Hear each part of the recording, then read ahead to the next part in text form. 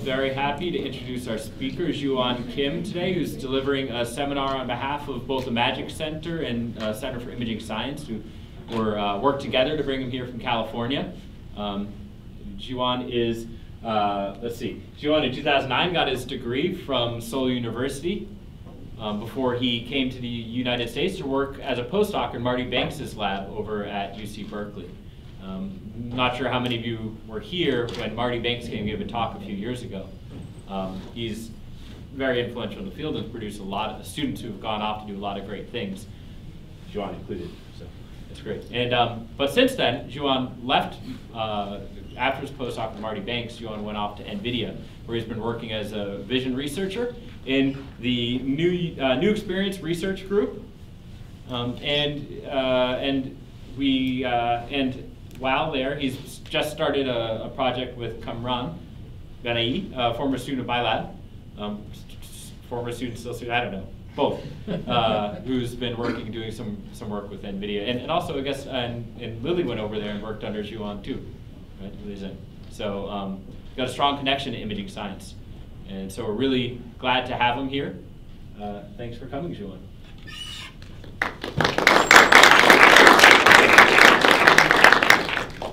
Can everybody hear me okay? This is kind of far away, but and please feel free to ask questions during the presentation. I actually like to be interrupted, and if there is any time issue, then I'll control it. So yeah, feel free to ask any question. So yeah, I'm going to talk about esports research at NVIDIA. It's a new effort that started only 4 or 5 months ago. And I want to start with why we started the research and a little bit of introduction to our research organization inside NVIDIA. So probably many of you know NVIDIA as a GPU manufacturer, but we are trying to be more than that. So we were making innovations in graphics, and this is one example that now you can do real-time ray tracing based on the new generation GPU that we just produced. And while we are making innovation in graphics, we realize that GPU computation can be very powerful in scientific or engineering computation, because compared to CPU, which processes a single pipeline of complex instructions, GPUs can process many but simpler instructions in parallel, and that can be very useful and can accelerate computing in scientific or engineering problems. And then we realized that it can be also useful for artificial intelligence problems too. And we are trying to act faster than the move of the entire community, so that we can make the revolution come earlier. So we want to be remembered as a computing company for next generation computing. And we have research group too. This is our research group. It's about 120 people. And the area we cover is everything that's related to what we want to make our impact in the society. And that covers architecture, computer architecture and graphics, and ASIC and VLSI, computer vision, and deep learning. And inside this research group, I'm belonging to graphics research, which again has 3 groups in it. And I like this picture because it shows some aspect of our group culture, that we have 42 researchers that's spread across 11 different time zones. And it's a challenge to work together as one group. And it has been going well, and everybody is very collaborative and passionate. And inside these 3 groups, we have real-time rendering team that's based in Seattle here. Where's my cursor? Yeah, here. And the foundations of graphics and machine learning team is based here, but also has members in entire Europe. And for my foveated rendering research, I was collaborating with Guy here. And for my gaze tracking research, I was collaborating with guys here. And then for esports research, I'm collaborating with guys here. So it's very, the boundary between teams is very weak, and I like that. And our goal is to do any research that has high impact but require high risk. And inside these three groups, and the last group I forgot to mention is the group I'm belonging to is NXP. And NXP means new experience, and its goal is ill-defined intentionally. So the recent research we had done is related to VR, AR, and gaze stretching, and we picked those topics because that's we thought is important to understand the new experience created by new types of display. And by understanding that, we can know how GPU has to evolve to interact with the new technology. And then we are adding esports to our research pool. And video game has been around for many, many years. And why suddenly we want to add esports as new experience? I think the answer is this. So in my impression, esports is looking like this today. And this is the first Olympic. And people have been exercising physical activities. But at a certain point, people started to gather to one place and look at people competing to become the world best. And that's similar to the change happening in the video game domain. So this is what it looks like for the most famous competition. I don't know how many of you know this game, League of Legends, but the final match of League of Legends has this many people physically in the same place, but also a lot of people virtually watching it. So if you count the number of viewers of this match, then now it exceeds the number of viewers for Super Bowl. And this is striking, but please remember that this plot was generated by us, and the numbers here might be a little inaccurate, so don't repeat the actual number outside, but the trend is there. It's growing very fast, and we see more and more school is having esports team in the school, and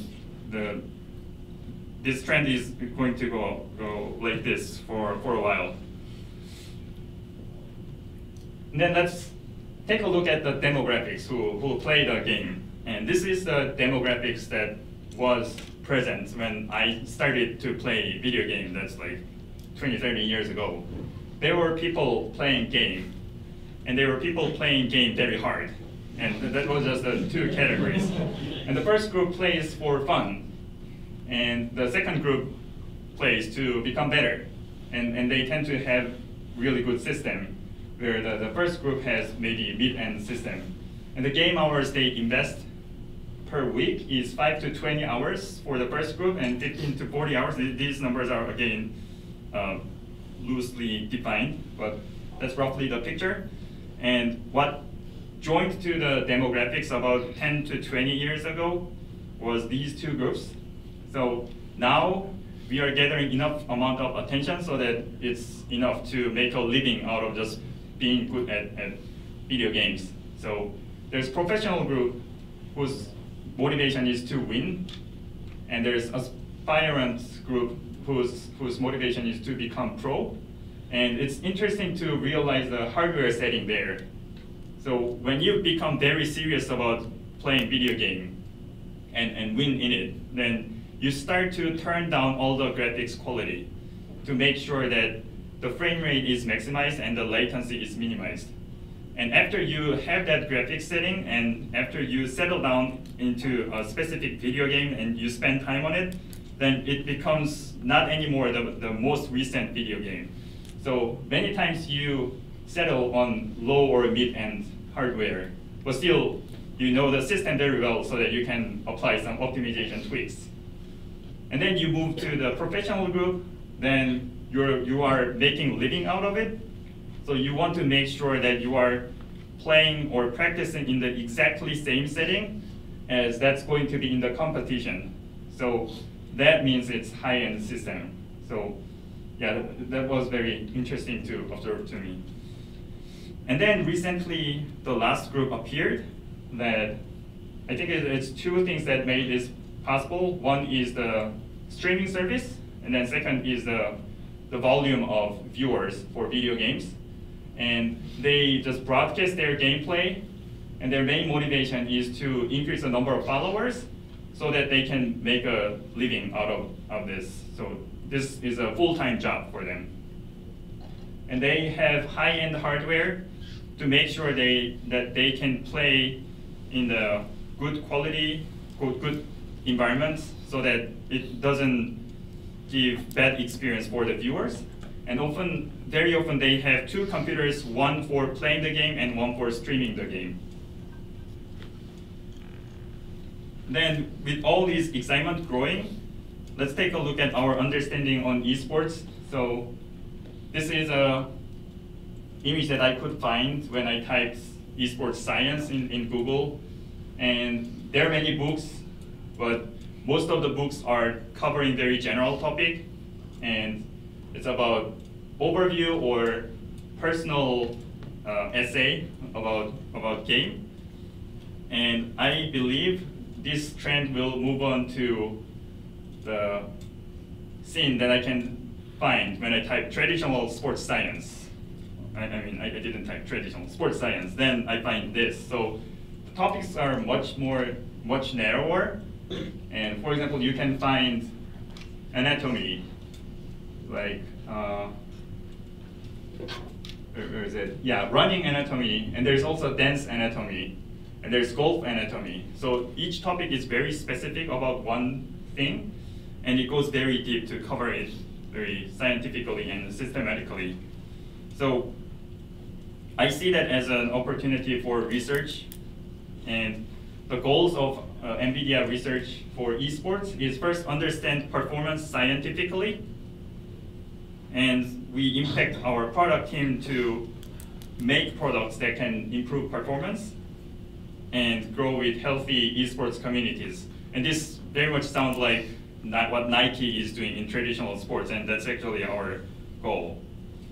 So let's take a closer look at performance in esports.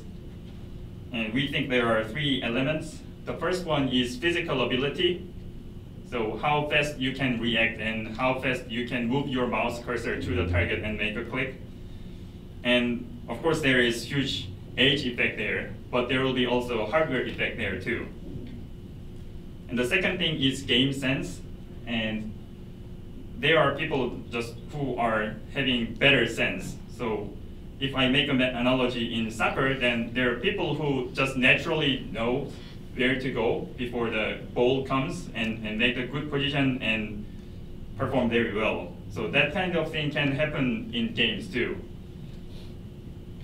And then the last element will be strategy, and this becomes different from game sense, especially when there's a team activity.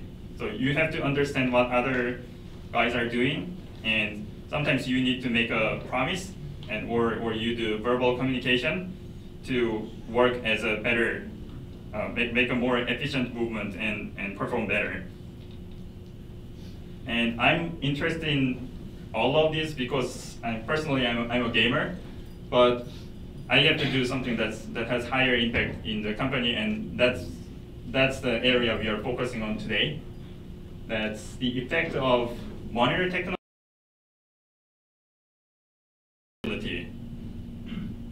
The reason for choosing that is this will have higher impact on physical ability compared to game sense and strategy, which is more like software for the game player or player's team.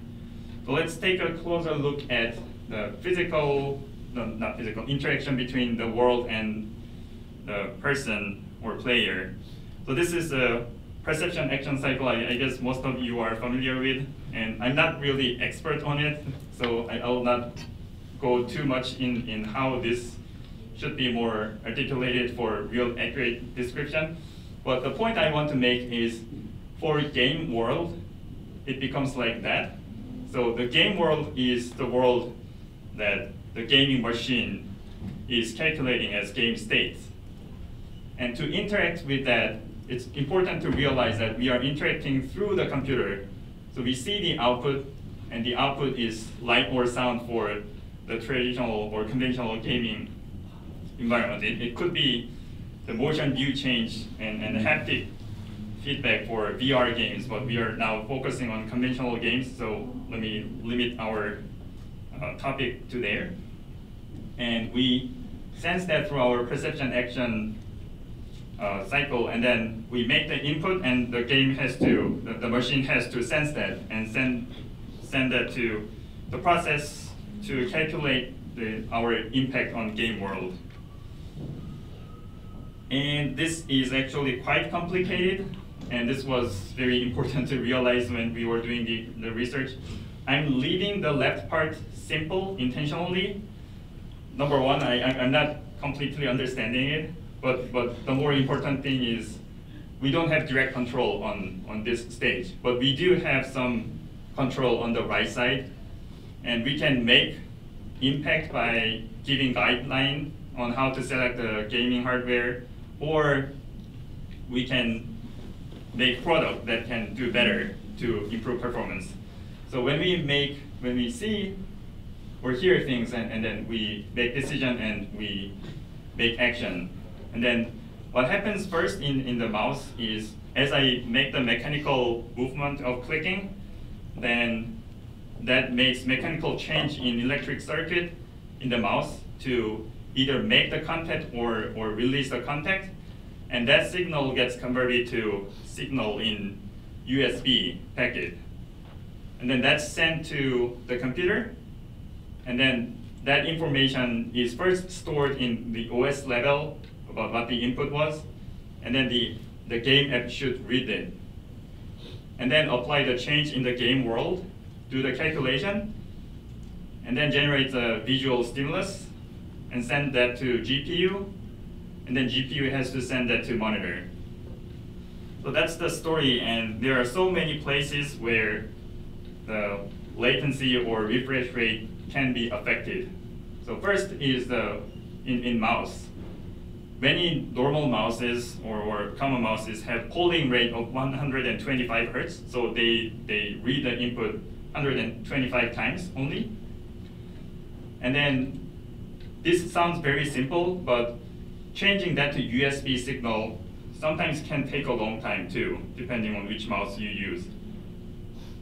And then it goes to CPU, or goes to the input queue in OS. That we don't have much control about it. But in the game app, you can change the graphics quality of the game. And I just mentioned that most pro gamers or competitive players turn it down. And we were surprised to learn how many options there are. So if you are interested in it, then I just lay them down in case you are interested in it. And then there's also different ways the GPU can process this information. So there's double buffering to make sure the scene is not torn between two frames. You can turn that on and off, and there are debates among gamers whether it's better to either turn it on to get an intact information of one frame, or turn it down and rather receive half correct but yet faster information. And this is all under debate, and there's no consensus on which one is the better option. And then it goes to display, and display may have an internal buffer inside, and competitive gamers try to avoid that because that adds additional latency. And then there's also monitor technology where LCD tends to update slower because of the rising curve, and the high-end LCDs will try to overdrive it to achieve the rising curve in a shorter amount of time. Or CRT, which is not really available these days, will have faster update because it's a very instant change in terms of intensity. So because there are so many factors, the lesson here is we have to measure all the values that's important to your experiments.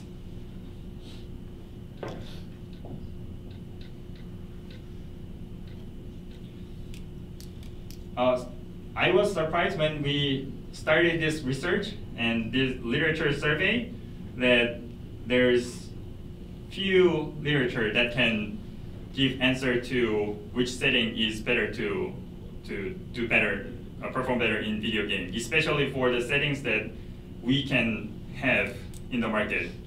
So monitors, we have 240 Hertz monitor in the market. We can find it. And and the latency of that monitor is 3 to 4 milliseconds from the time the information starts from the GPU and it shows up on the monitor is only 3 to 4 milliseconds. And these values are not very well covered in literature. So here I'm showing 3 results. And the first one analyzed the latency effect on performance in first-person shooter game. And the frame rate and the baseline latency was unspecified. So it's not clear what end-to-end latency was. But they were making good results and showing the performance degradation in terms of latency increase. But because the baseline latency was not specified, it's difficult to understand how to apply that knowledge to today's game setting. And the second study was evaluating various frame rates and latency levels, but those numbers look too out of the range of today's available setting.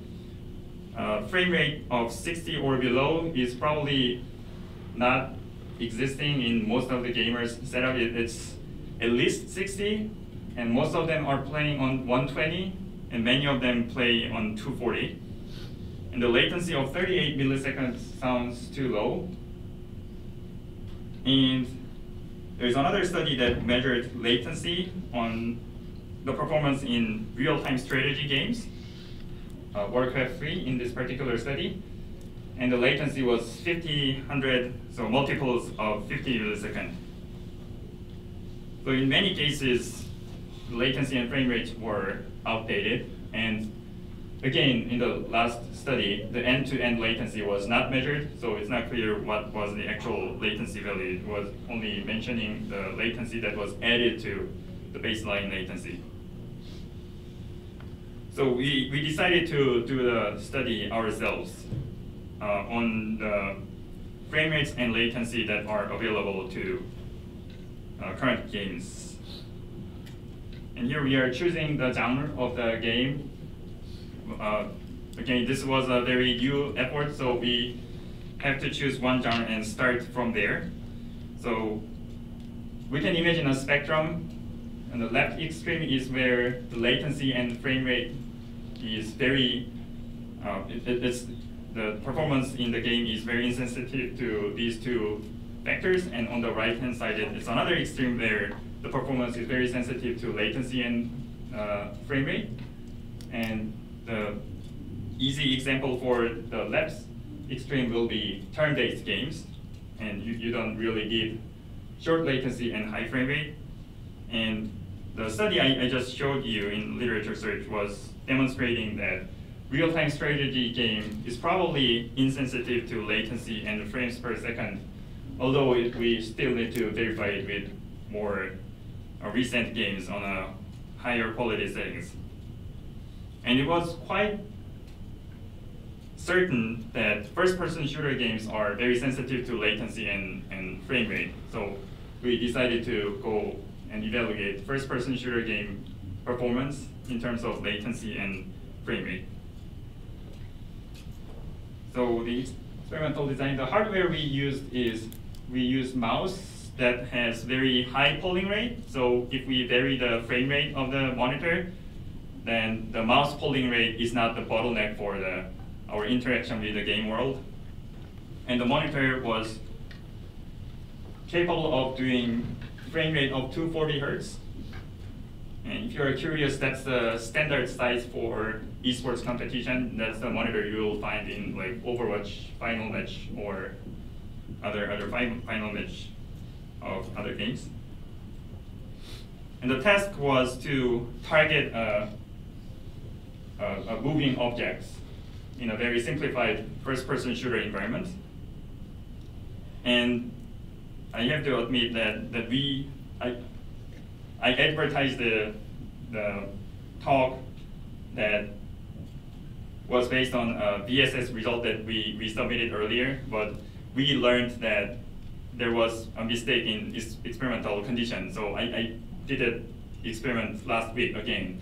So there was one subject who was me, and I'm 38 years old, And this age is supposed to be really old. So it's far above the retirement age of professional esports players. And I'm very knowledgeable about the experimental hypothesis, so it's a bad subject, but I try to be really fair and try my best in every condition.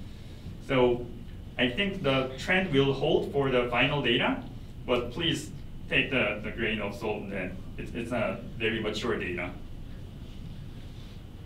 So let me show an example of the task.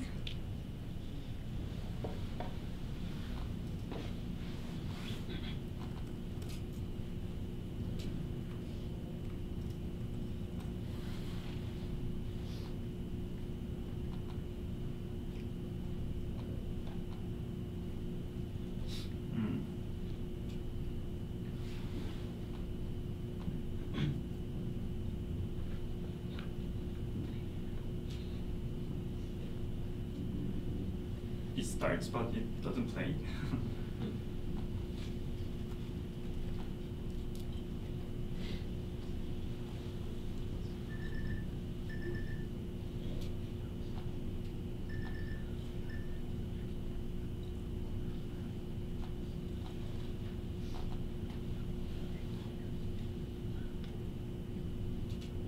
Yeah, so there's a red dot that's like a fixation point, or like the beginning of the trial. We want the viewer to direct toward the straight ahead, and then the target appears at certain eccentricity from that initial distance, and it's moving, and it changes direction every 0.4 seconds. And the task is to aim toward that object and make a click. And if the click is successful, then it immediately goes to the next trial that starts with the red target at the center. If it was unsuccessful, then you have to repeat the click until you finally get the target. So you may notice that I have to make this corrective movement. Sometimes I'm lucky and I can click on it right in the first click, but most of the cases I have to make multiple clicks. Can I ask a question? Yes. So how reflective is this task of what you actually have to do in the game? That's a very important question. So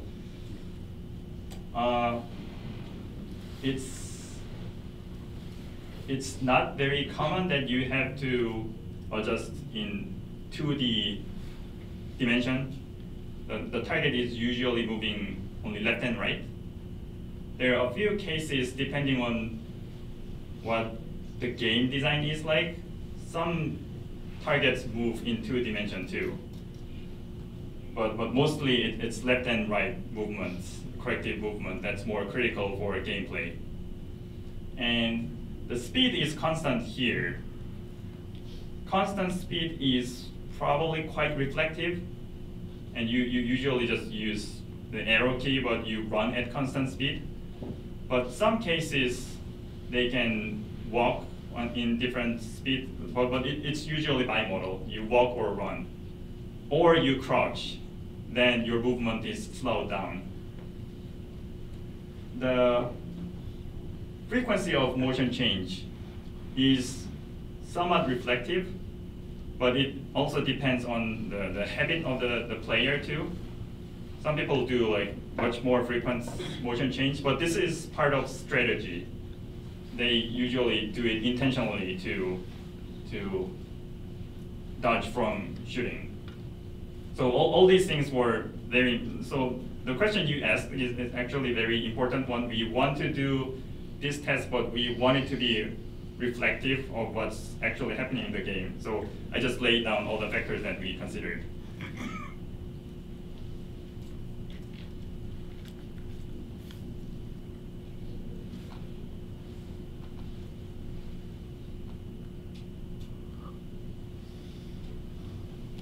So we tested it at 3 different refresh rates, 240 Hz and 120 Hz and 60 Hz. And we emulated these 2 refresh rates, the later 2 refresh rates, in software. So we render same frame twice to emulate 120 Hz or 4 times to emulate 60 Hz. And the result is the time that I took to complete the task. And at 240 Hz, there's one sample data there.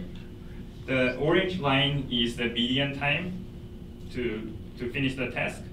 And the rectangle is first and third quartile. And the error bar is the extent of the data points, except the outliers, that's the circle points. And for other refresh rates, I have this tendency that it takes longer to complete the task when the refresh rate is slower.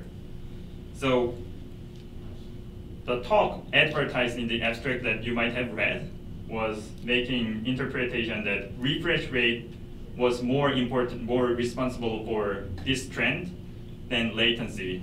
And unfortunately, we found that that was not true. So we measured computer latency, and we did this last week to find out our assumption was incorrect. So let me first explain it. So we can divide so we are making one cycle, the game world changes, and I perceive it, and I make action to have my impact in the game world. And that entire circle can be divided into computer side and player side. And if we think about the computer side, it starts with, so because we are dealing with the visual stimulus, the photon enters to our eye, and I make click, then it receives the input to change the game state. So we can measure the computer side latency by measuring the time from the button click.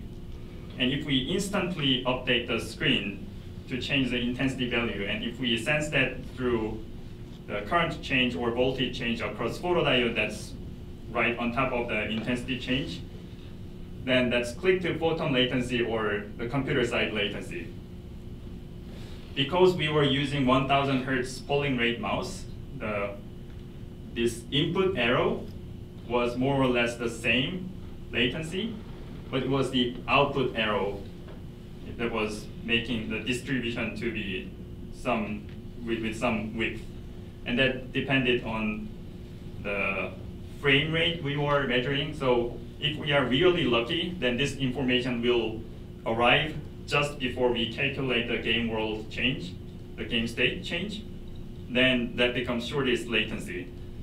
If we are unlucky and it arrives right after the game state calculation is done, then we have to wait for one entire frame. So for 240 Hz, one frame time is about 4 milliseconds.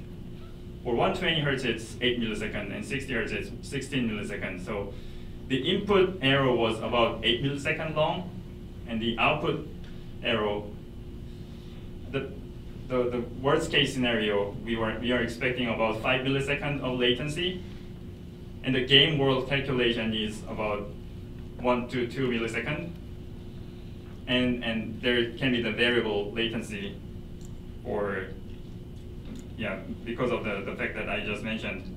So let's convert that to average value and the distribution. So 0 to 4 milliseconds, I'm converting that to 2 plus minus 2 milliseconds, and 0 to 8 to 4 plus minus 4, and 0 to 16 to 8 plus minus 8 milliseconds. And you can see as the frame rate decreases, the average latency goes higher. So we made this assumption, and we thought this is quite accurate. And we were working together with graphics experts, and they were very sure that this is what's happening. But actually, the value that's written in the bottom is what's measured. So this is when we realized that our data was probably wrong because our understanding of latency was different. So it was longer, much longer in 60 Hz, and we know that we can bring that down to much lower number. We are expecting to bring it down to 20 milliseconds or below for all the conditions, but that's that's in progress. Anyway, to understand whether this is more about refresh rate effect or latency effects. So to give more explanation about it, maybe with more frame rates, the motion is more correctly, faithfully represented, and that enhances the performance. Or maybe that doesn't really matter too much. It's only the latency. So the sooner we receive the information, the better our performance will be. And maybe that's the primary cause. But as I mentioned earlier, usually the refresh rate and latency goes hand in hand. So there aren't many studies that take a closer look at decoupling those two factors. And this can impact the hardware development too, to know the refresh rate is more important than latency or vice versa, because we can optimize the hardware for one of the two. There are sometimes we have to make choice between the two.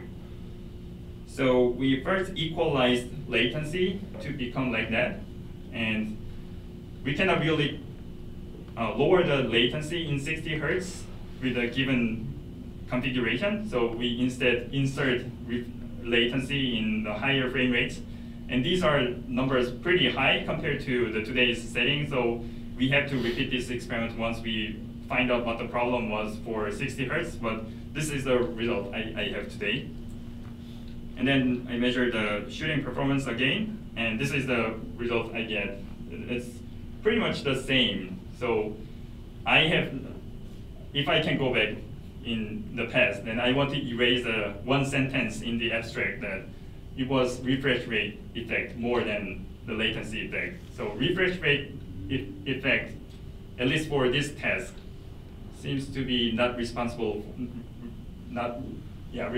for the trend with lower performance at lower frame rate. Can I ask another question? Yes.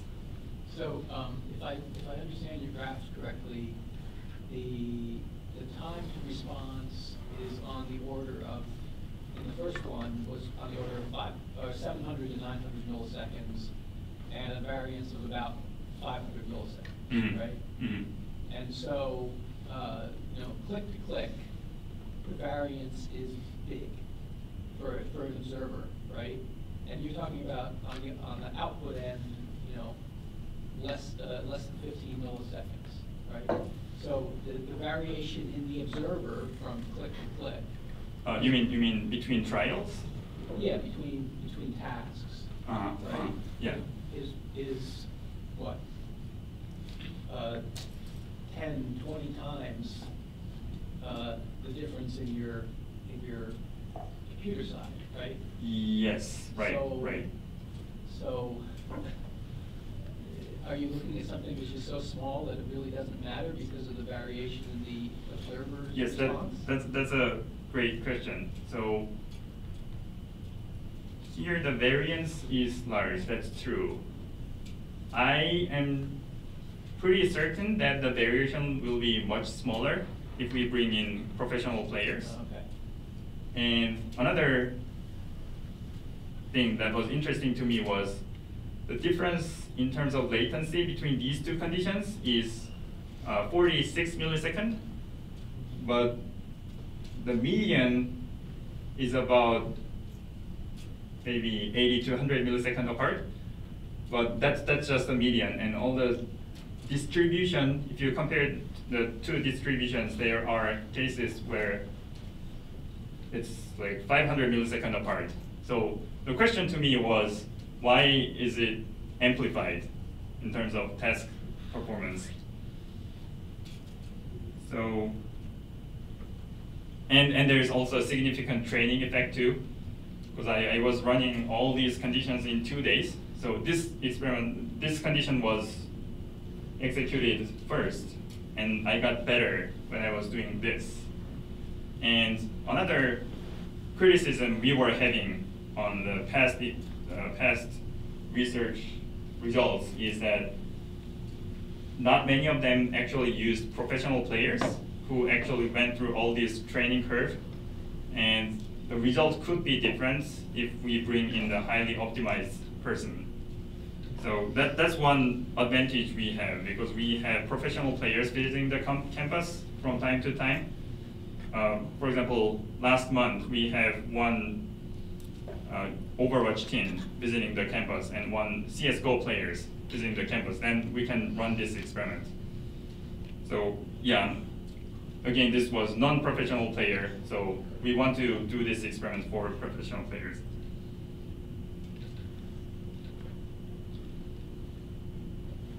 And another thing that's related to what you just mentioned probably is our reaction time. So we also were curious how variable that is. So we measured our reaction time in a very simplified experiment to see how low it can be, the variability can be. So you see the red screen, and the screen turns green, and you make a click. And how variable that will be, it was a question. And yeah, obviously, we can measure that for the full circle. So the game world changes brightness, and then that gets reflected on the screen. We see it, and we make a click, and the process running the app receives the information and then make a note. But because we measured click to photon latency, we can subtract that value to get the player side latency. And this is the entire circle latency. So take the value that's from the graph and subtract that value, then we get the human side latency. So this was the first condition, the middle 120 Hertz one was the first condition I was running this experiment. So there's more variability. And then I shrink down the distribution, and also my median latency got a little shorter there too. But you can see the click-to-click variation in this, probably the simplest test. And I think this won't change too much, even if we have professional players, but we are going to verify that. Yeah, but we will have shorter distribution for real shooting task for professional players. And then we equated latency, so no, frame rate, and we only changed the latency in each condition. And first, let's take a look at the reaction time to the intensity variation. And we see a nice trend that this is the line that rises as the latency value in each condition, and it's agreeing very well with the measured value. And looks like my purely human side latency is like 137 milliseconds, and we add the machine side latency, then we get this value pretty nicely. And this is the shooting performance result for adding latency only, and while keeping the frame rate the highest. And again, we see this trend that we add, let's say, the two extremes are different by 45 milliseconds, but the performance time we see are different by 200, 300 milliseconds. So one hypothesis I made was I have to correct my mouse click position when I made incorrect click. And one task is actually multiple tasks of correcting movements, and probably each of them are affected by latency. So we ran follow-up experiments that we took a look at shooting performance on static target. Where did they go?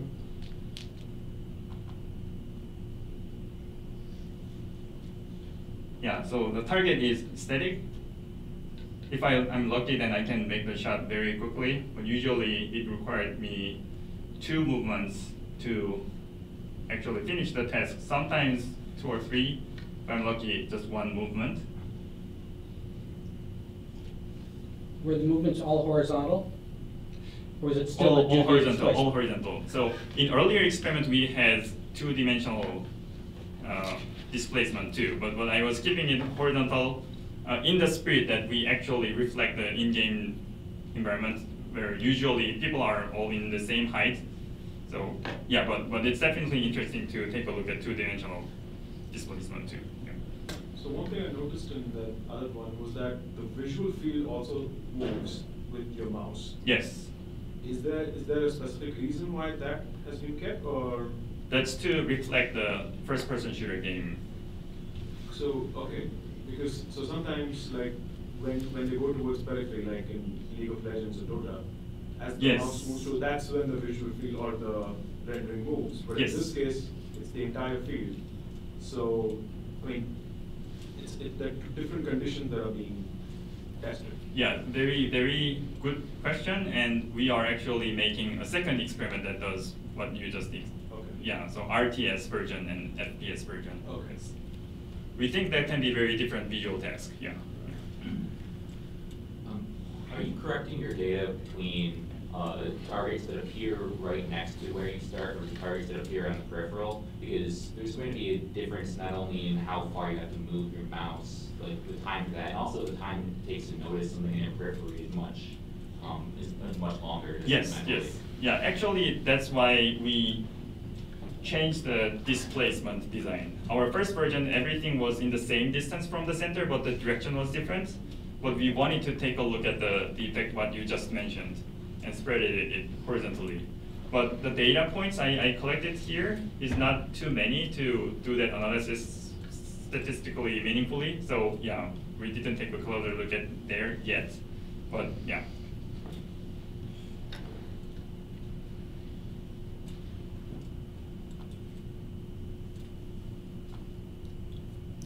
Then this is the result. So 2 sessions. In first session, I'm equating the latency, but varying the refresh rate only. The second session, I'm varying the latency, but keeping the refresh rate the same. And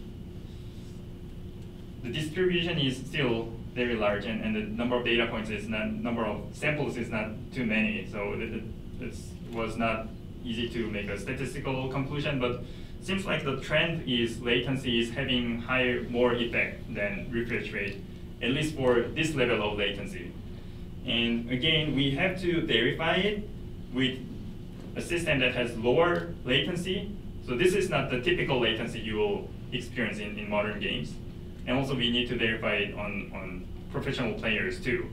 And the data from non-professional and professional players are equally interesting because the professional data points will tell us how far we can get better, and non-professional players can learn from it. So yeah, that's the plan. But at least we see the trend that latency is having higher impact than refresh rate here. And then we did a next experiment where the motion is simple. And this is to test whether when we change the frame rate, then maybe our mental representation motion is less accurate when refresh rate is low, but more accurate when the refresh rate is high. The caveat here is the motion is very simple, and right now we are not changing the velocity of the motion. I'm curious to see whether that will make any change in the trend. But right now, with the simple motion that's not changing direction every 0.4 second, it's just constant motion. With that motion, we are getting similar results. That refresh rate is not having much effect, but we start to see some effect of latency. So that's the final slide for the results.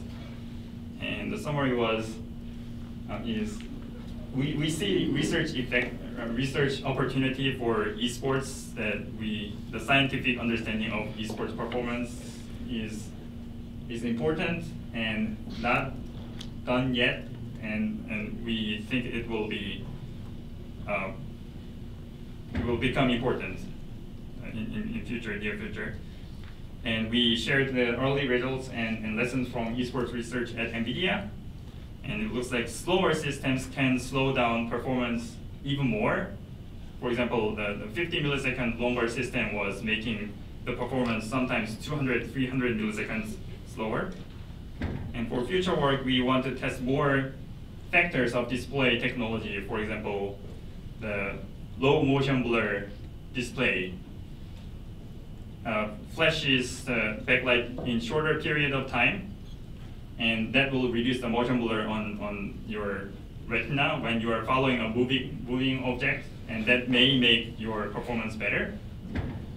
And we hope to understand the visual haptic strategy you perform while you are doing this task, and that's the project that Kamran will be working on together with me. And then, yeah, this is the team, and I thank everyone who contributed to the research. Joseph and Ben have been generating the measurement tool for click-to-photon latency. Morgan and Xander developed the app the simplified first-person shooter game, and Rachel and I designed the experiment and the stimulus and the task, and Dave was supporting the entire project. So thank you for your attention, and I'm happy to take more questions.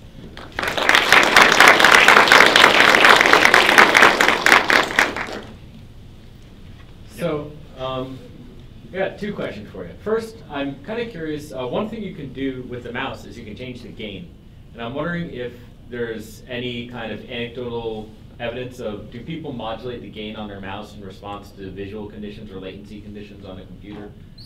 Modulate as a function of display conditions, I don't know. But there is common, guidance for this is the best value for mouse gain. Okay. And we are really interested in understanding that too. And also, professional players are really sensitive to that. So we have to have them adjust the mouse gain before they start this game. Otherwise, they won't just do it. Okay. So yeah. I have this kind of gut feeling that we don't quite appreciate the relationship between motor skills and visual gaze behavior, for example, in tasks like this. And so I'd be interested to see if there's some sort of like, give them enough time on the task and they just kind of converge upon a gain that's lower or higher. Basically. Yes, and I'm hoping to get some insights by understanding visual haptic strategy by doing the research with Kamran. And maybe that will give some cues. If you have this particular characteristic eye movements, then that means maybe your mouse gain is too low, or vice versa. So your mouse motion was making corrective movement to this direction or the opposite direction more. Maybe your mouse gain is too high. Okay. So yeah, that's what we want. That's a very important thing, and we want to understand that. Yes.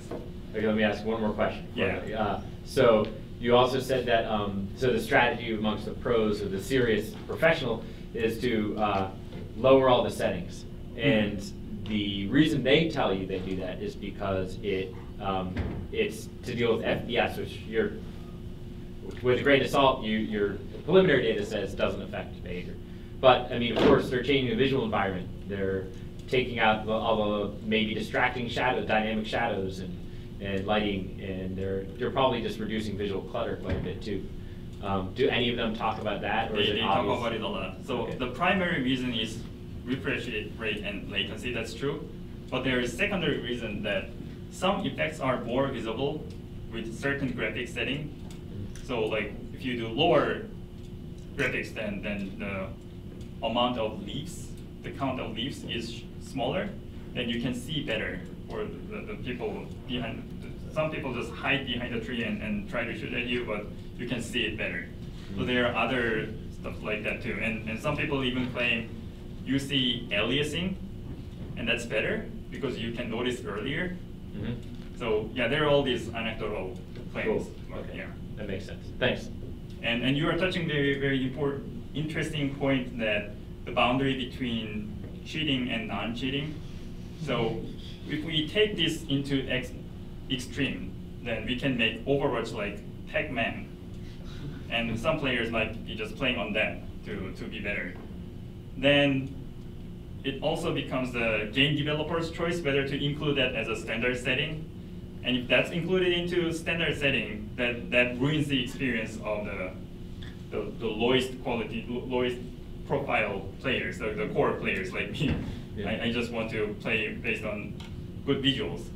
So there's the gray boundary, gray area, where it becomes cheating or just fair advantage for competition. And I think that's an open question.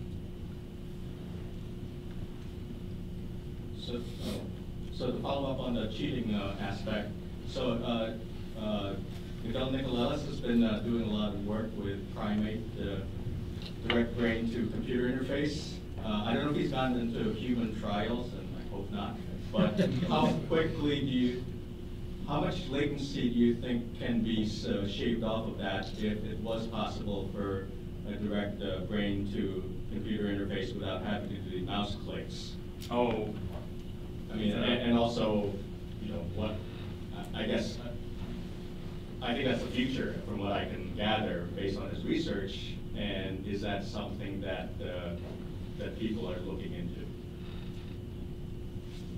I think there are people who are looking into, but among game developers, I don't know whether they have the answer, and I don't have the answer either.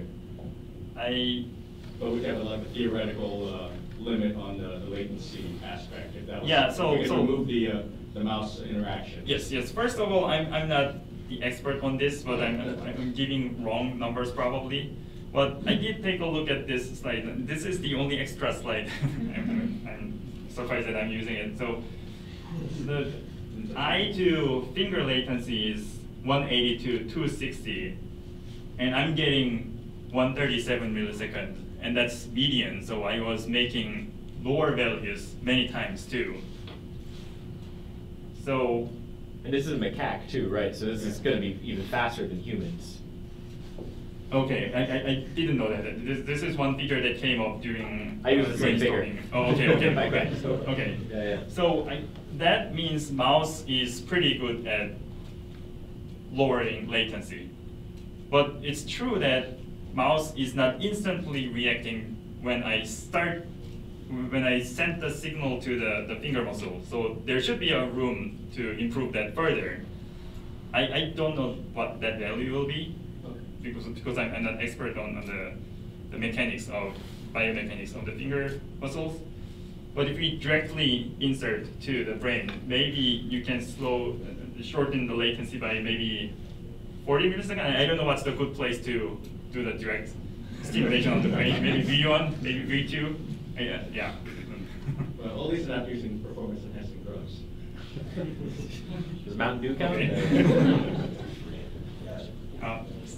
Yeah, I was wondering, in your game that you had, there were different surfaces, some of which were solid colored and some of which were checkered. And I was kind of curious as to whether that had, was that a decision you made on purpose, or was that just someone made a model? The checker was on purpose because we wanted to give consistent information about spatial distribution. So if it's just flat wall, then maybe you are better at, I'm making an assumption, you are better at making spatial registration for the near edge compared to in the middle of the wall.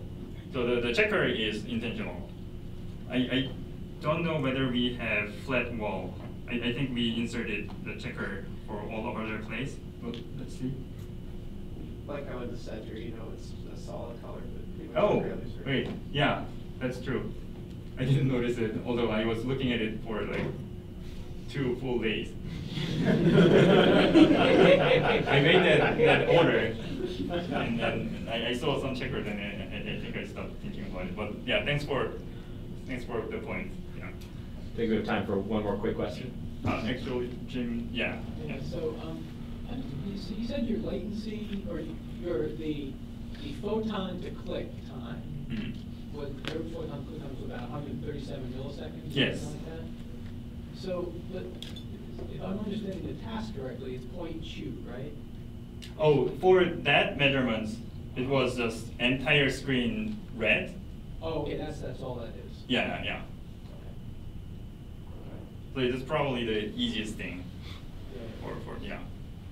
But in this case, you actually have to do, there has to be an eye movement to fix Yes, the thing, right, and yeah. a hand movement to the eye movement. Yes, Yeah. right, yeah. All right, everybody, let's give Joohwan a thank you.